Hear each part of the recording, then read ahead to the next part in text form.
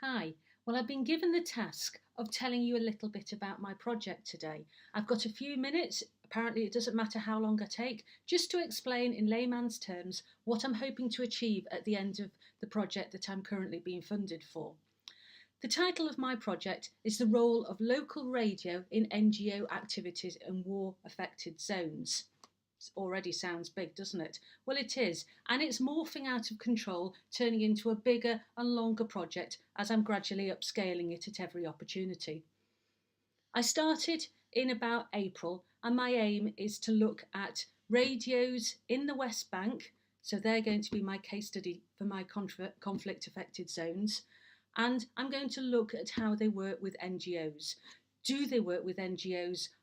Do they have a positive reaction with them? Do they work cordially? Or are there tensions with them? Based on that, I'm going to then find out which NGOs they work with and is there a predominance of one type of NGO over another.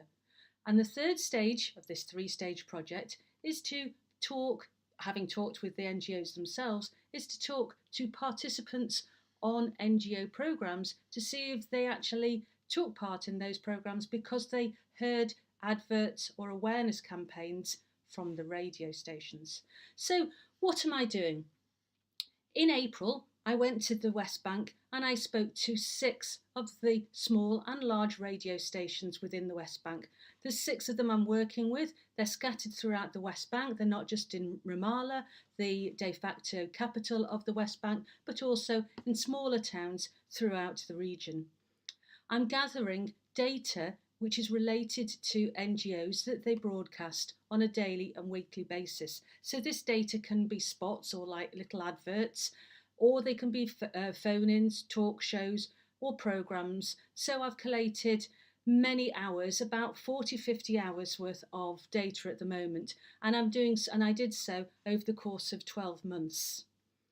From the initial findings, I determined that women's NGOs were the most popular in using the radio to promote advocacy programs and also awareness raising programs. So about 25% of all the NGO related output came from women's NGOs.